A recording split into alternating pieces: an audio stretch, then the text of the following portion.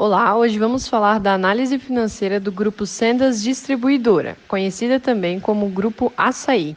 O grupo é formado por Ederson José Winter, Vinícius Marangoni e Sara Ariel Cardoso Reichert. Aqui temos alguns dados sobre o grupo. O CNPJ da matriz, a localização da matriz, que é em Jacarepaguá, no Rio de Janeiro. E o lucro líquido foi de 305 milhões registrado no segundo trimestre de 2021, que é muito elevado. Um pouco da história e curiosidades.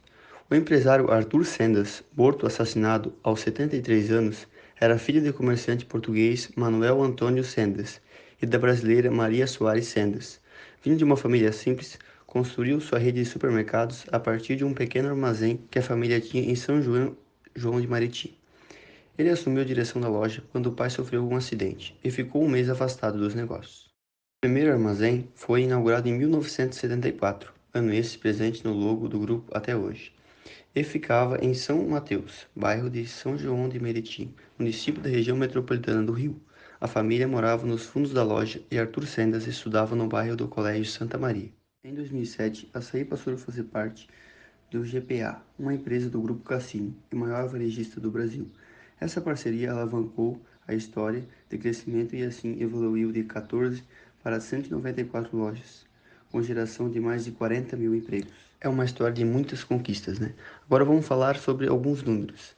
Como já falei, são 194 lojas espalhadas pelo Brasil, em 22 estados e Distrito Federal. 30 milhões de clientes passam pelo Açaí por mês e são 52 mil colaboradores. Agora ficamos com um vídeo institucional que eles postaram na sua página principal este ano de 2021. Açaí quer dizer sol nascente, porque cada amanhecer traz uma nova história.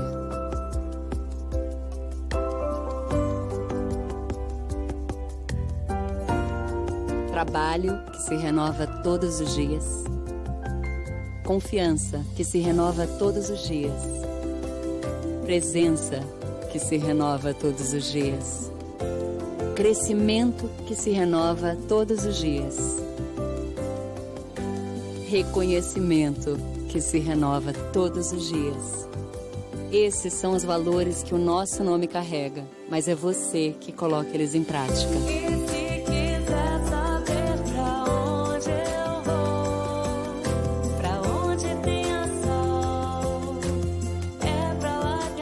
Açaí Atacadista. Valores que se renovam todos os dias. A maioria de nós hoje em dia assiste o Brasileirão, né? Assiste o futebol brasileiro. E desde 2018 o Açaí patrocina o Brasileirão, que é o Brasileirão Açaí, né? E foi ampliado até o 2022 agora esse patrocínio. Com essa parceria, agora o grupo desenvolveu um site especializado voltado para notícias e eventos do Brasileirão, que é o Açaí Dá Jogo, que fala várias coisas de notícias, tabelas, vídeos e muitas curiosidades do futebol. No mês de setembro deste ano, o Açaí oficializou uma parceria muito grande com o Uber para compras online por meio de aplicativo.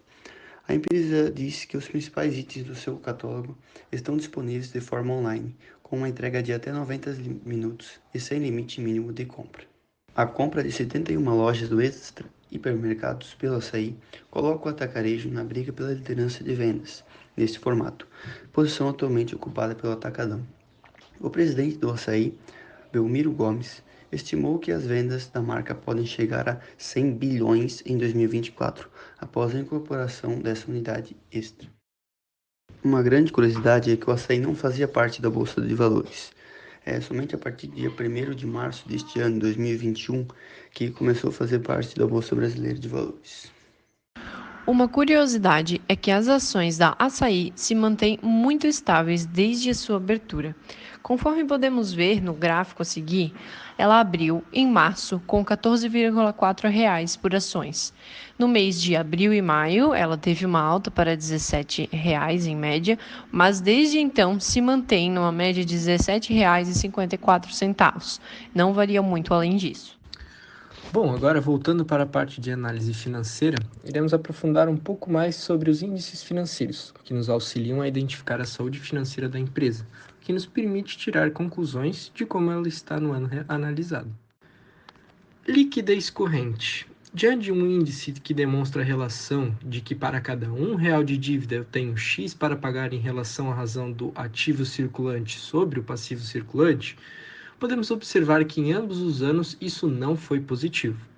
Em 2019, o índice era de 0,88 centavos e em 2020 era de 0,96 centavos. Por mais que tenha ocorrido um aumento no valor disponível para pagar as dívidas de curto prazo, vemos que ainda faltam pequenas quantias para que seja possível poder pagar as dívidas e ainda sobrar, o que nos faz enxergar a situação nos 2 anos ser a mesma. Caso seja feita a tentativa de pagar o que se deve em curto prazo com o que temos em ativo em curto prazo, ainda vão faltar verbas. Na parte de liquidez seca, podemos dizer que é praticamente o fundamento da liquidez corrente, porém o seu diferencial é o estoque da empresa. Para ficar claro, temos que observar o ativo circulante, diminuir o estoque do mesmo e depois dividir pelo passivo circulante, para sabermos quanto eles podem pagar para cada R$ 1 de dívida a curto prazo. Em ambos os anos, vemos o valor que foi praticamente o mesmo, sendo em 2019 0,51 e em 2020 0,53. É possível fazer uma pequena relação que, da liquidez corrente para seca, temos a diferença de que na segunda possuímos a subtração do estoque do seu cálculo, conforme informado anteriormente. Se analisarmos isso, podemos ver que a situação só se agrava negativamente, mostrando que se descontarmos o estoque, a empresa fica mais próxima de poder pagar só a metade do que se deve a curto prazo, ou seja, sua situação só piora. Na parte de liquidez geral, estamos olhando o índice que possui mais fatores a serem analisados, o que nos permite poder fazer uma análise referente ao que a empresa possui de ativo circulante juntamente com o realizável a longo prazo sobre sua dívida total, que nada mais é seu passível circulante juntamente com o passível não circulante.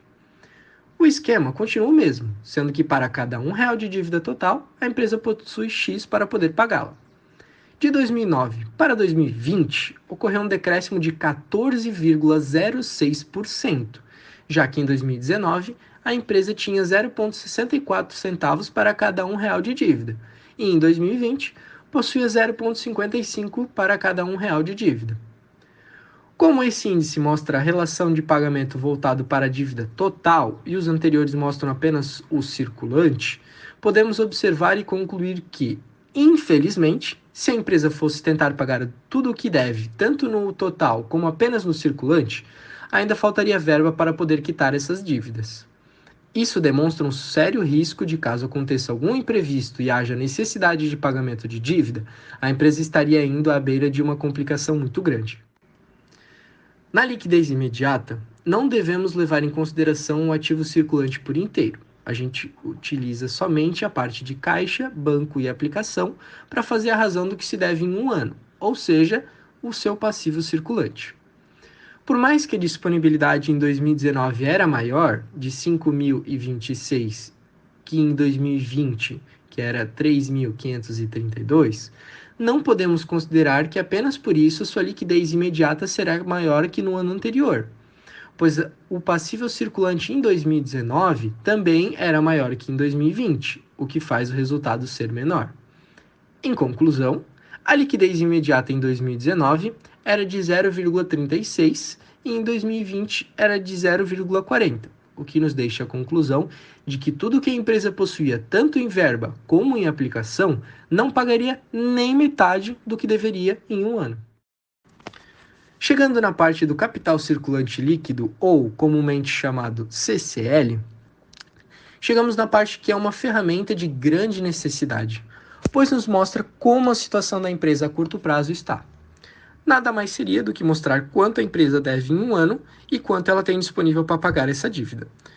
Em outras palavras, mostra o fôlego financeiro da empresa, nos fazendo a seguinte indagação: se fôssemos pagar tudo o que devemos com o que temos conosco no momento, faltaria, sobraria ou ficaria no 0 a 0? Caso a pergunta anterior fosse feita ao contador das sendas distribuidora, a resposta seria negativa, já que em 2019 a empresa ainda deveria 1.648 para outros e em 2020 374. Ainda que a empresa conseguiu dar uma boa volta por cima, e caso fosse pagar tudo o que deve a curto prazo em 2020, faltaria menos que em 2019. Porém, ainda assim não é uma situação favorável por ter esse impasse de não conseguir pagar o que eu devo com o que eu tenho no momento, mostrando que a empresa tem uma fadiga ao se esforçar ao máximo em pagar tudo o que se deve e mesmo assim faltar o necessário. O giro do ativo é uma ferramenta que nos ajuda a responder à pergunta de quantas vezes o ativo gerou como resultado ou teve efeito nas vendas. Em outras palavras, seria demonstrar quanto a empresa vendeu para cada R$ 1 de investimento. É interessante notar esse fato, já que se compararmos ambos os anos, em 2009 a empresa teria ganhado a menos do que vendido, sendo que seu ativo gerou apenas 0,78 centavos para cada R$ 1 investido, ou seja, praticamente pagou para vender. Já em 2020, a empresa teve uma variação positiva de 146,15%, já que para cada R$ 1 investido, o ativo gerou R$ 1,92. Após o fechamento do balanço, podemos observar quanto a empresa lucrou e quanto a empresa vendeu. Se buscarmos fazer a razão entre ambos, será descoberto o percentual de retorno que a empresa teve com o que gerou da receita, ou seja, a margem líquida. Analisando os 2 anos, vemos uma diferença muito pequena na variação, sendo 2,92% do ano anterior para o ano atual. Indo aos dados, foi constatado que em 2019 retornou 3,77% com o que gerou de receita, e em 2020, 3,88%. A rentabilidade do ativo tem a função de medir a capacidade de lucro da empresa, então devemos dividir o lucro líquido pelo ativo total. Isso nada mais é saber quanto a empresa investiu e está gerando lucro. Isso é um indicador que mostra como o lucro em cima do que foi investido é muito pequeno, o que pode complicar na questão de acúmulo de verba para quitação de dívida ou investimento futuro. Em 2019, observamos um lucro em cima do que foi investido de apenas 0,03 e em 2020, 0,07. A diferença para esses 2 anos é muito pouca, porém ao menos continua sendo positiva e gradativa. Um ativo mais rentável pode vir a render um lucro maior em cima do que foi investido e gerar um valor o qual pode ajudar na questão de reestrutura e replanejamento de distribuição de verba. Na rentabilidade do PL, podemos considerar o quesito de importância, porque esse fator serve mais para os sócios, já que ele representa o retorno obtido sobre os investimentos feitos pelos acionistas. A empresa tendo um valor significativo para eles, tende a incentivar que seja feito um investimento maior, já que estão dando um retorno a quem os ajudou. No caso da Assaí, em 2019 o retorno foi de 0,11 e a reviravolta aconteceu em 2020, quando resultou 0,99. Com esse enorme diferencial de 800% de variação, conclui-se que a empresa vem aumentando significativamente a contribuição de volta para seus acionistas, fazendo com que se sintam mais à vontade em voltar a investir. Para podermos ter um baseamento e conseguir apontar a empresa ter um risco ou não de falência, podemos usar o fator de insolvência proposto por Canitz. Após calcularmos 5 índices e realizar as devidas operações, descobriremos o grau de estado da empresa e compará-la com um termômetro. Caso ela esteja em até 0, considera-se uma empresa saudável. Uma empresa com grau -1 até -3 é uma empresa que está começando a ter dores de cabeça. Caso ela tenha a infelicidade de ter -4, já seria o suficiente para dizer em termos mais simples que a empresa estaria próxima ao óbito, ou seja, à falência. Vemos que com o passar de um ano, a empresa passou de um grau de 1, que era em 2019, para -2,25, que era em 2020.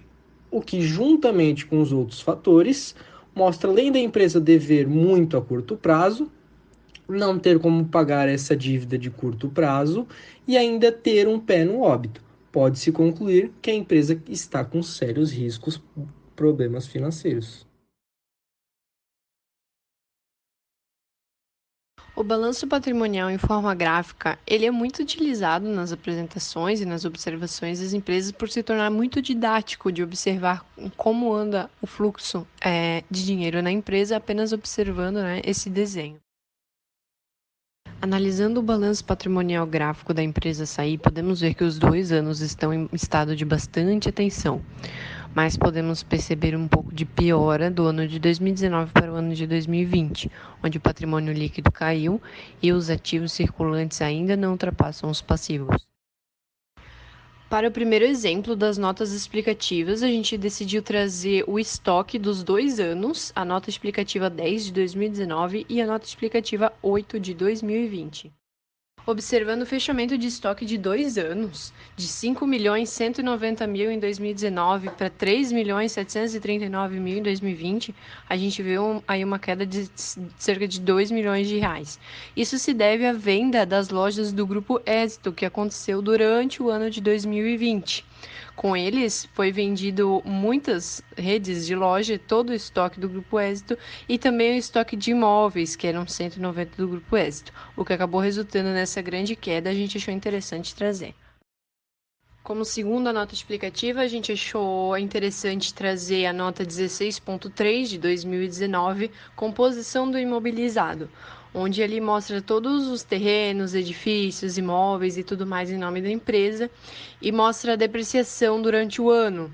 E essa depreciação somada chega em 3.683.000, o que é um número que acaba impactando no fechamento da empresa, mas infelizmente, né, durante o ano acontece essa depreciação, a gente achou interessante trazer aqui explicando. Concluindo o nosso trabalho, gostaríamos de apresentar a visão que a gente tem sobre a empresa, onde nos anos de 2019 e 2020 não foram muito bons os resultados, porém com as últimas notícias, a abertura da Bolsa de Valores no ano de 2021, acreditamos que a empresa apresentará um crescimento e achamos bastante interessante trazer esse estudo de volta para o próximo, com o fechamento, né, do próximo ano.